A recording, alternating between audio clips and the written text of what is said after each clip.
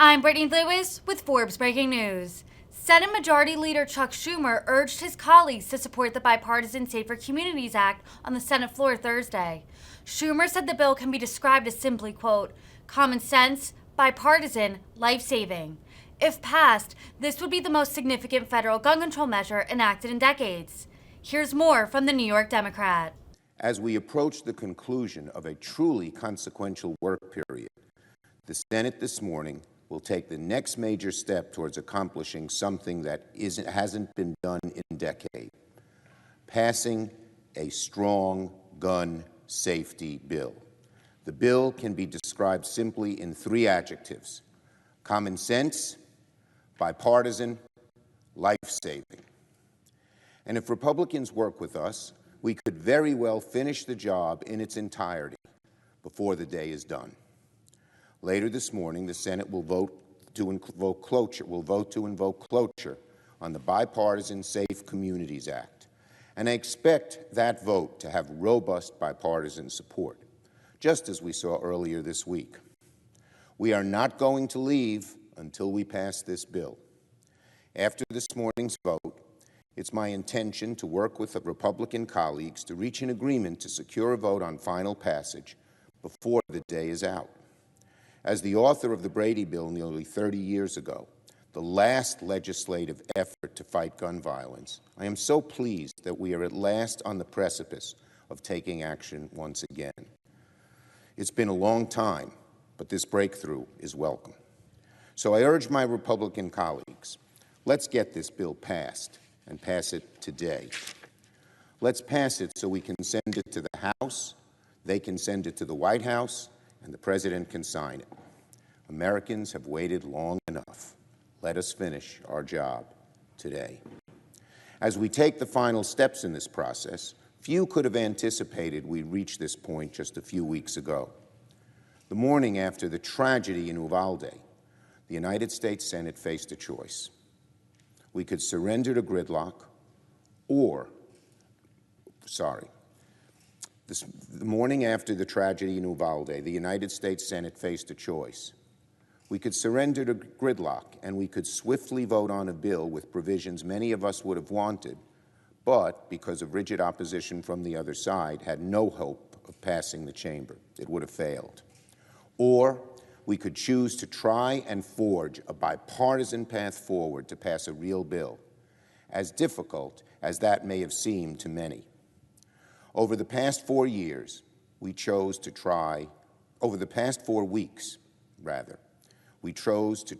and get something done.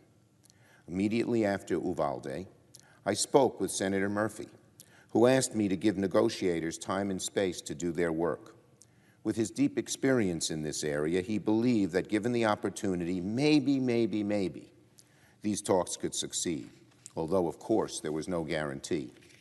I was happy to agree, because I knew that even if there was a chance to get something positive and tangible done on gun safety, it was worth the effort. So I told Senator Murphy I would give him the space he needed. That quickly became the consensus of our caucus, and the consensus of many of our gun safety advocates who pressed us to secure real progress. Senator Murphy and I called them the day after Uvalde, and they agreed, get something done, even if it wouldn't be everything we would all want. We were all on the same page. Instead of voting on a bill that would fail, we would try and get something real passed in the Senate. In the end, it was the right decision, because before long, we had a bipartisan guns framework. A week later, we had legislative text. A few days ago, that bill came before the Senate with strong bipartisan votes. And today, we can take the final steps to passing the first major gun safety bill in nearly 30 years. As I said, this is not a cure-all for all the ways gun violence affects our nation, but it is a long overdue step in the right direction. It's significant, it's going to save lives, and it's my intention to get it done as soon as we can. I want to thank all of my Democratic and Republican colleagues for working together to reach this point. And I want to thank the leaders of the effort, Senators Murphy and Sinema, Senators Cornyn and Tillis, as well as all of our colleagues on the bipartisan working group, all of our chairs and members who contributed their expertise and their leadership in shaping the bill. I also want to thank every single survivor of gun violence, every family that has spoken up, every advocate that has organized, and every voter and concerned citizen who has pushed this body to take action for so many years.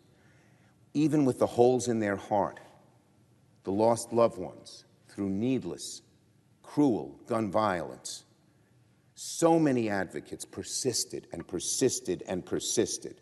And without them keeping that candle burning, even in the darkest of moments, we wouldn't have gotten this done. I salute them. I thank them. America thanks them.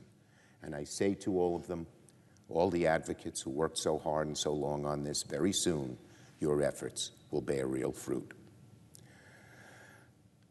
We're going to keep going until we finish the job. So I urge my colleagues to reach an agreement with us to do precisely that.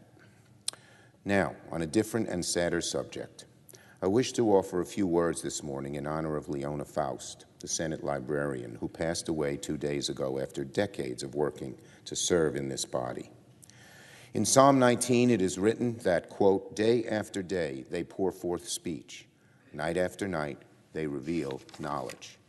This chamber is well accustomed to long speeches from many members day after day. But for a century and a half, it has been responsible of one person, the Senate librarian, to help reveal, preserve, and safeguard the knowledge and work of this body.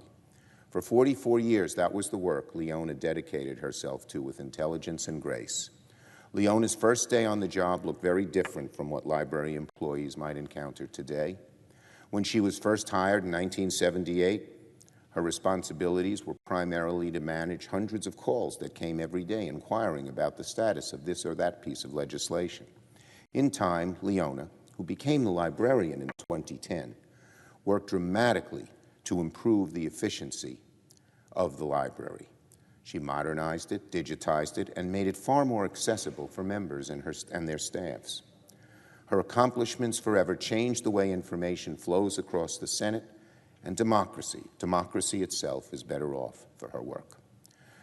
But most of all today, we pay tribute to Leona not for what she did, but for what she was, a beloved member of the Senate community, a friend to so many, and someone who we will miss very, very dearly.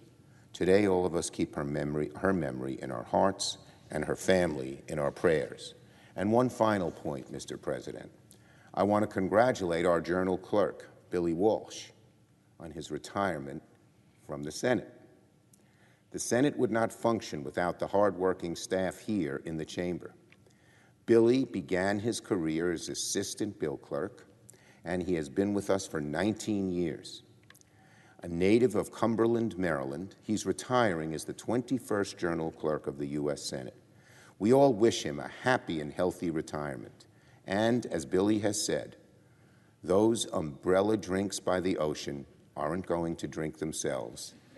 Enjoy your libations and your retirement to the wonderful, wonderful, wonderful, and always smiling Billy Walsh. I yield.